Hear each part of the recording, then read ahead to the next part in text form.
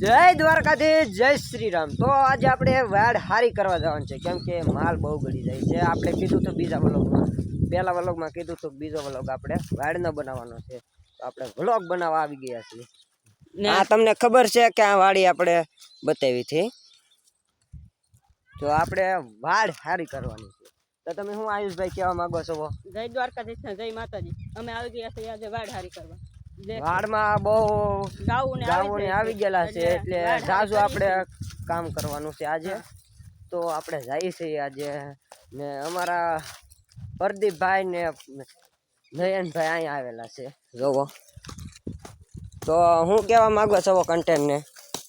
રોદડા ગાવ આવે છીંડા બુરવી એમ ને આ કવો છે પાસે ને અમારે તમે આને તો ઓળખતા જઈશો, આપણે પહેલા વ્લોગમાં કીધું હતું ને। જોવો તમને સીંડા બતાવી, એક તો અહીંથી આવી જાય છે ને બીજું તો આપણે જાય છે, તો તમે સપોર્ટ કરતા રહેજો। બીજું કંઈ નહીં મિત્રો, સપોર્ટ કરો અમને આગળ વધારો।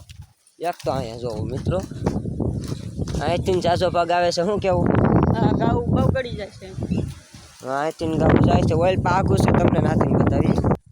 જો મિત્રો અહીંથી આવી જાય છે ઘઉં ને અહીંયા તો પેક કરી દીધું છે અમે, જો એ પહેલાંનું પેક કરેલું છે।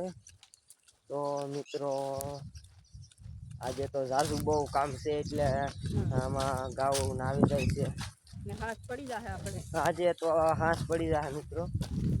તો આપણા ઓલો કાયમ ના આવે રાખશે, જોઈ રાખજો મિત્રો। કોમેન્ટ કરજો કેવો વિડીયો બનાવો, કોમેન્ટ કરજો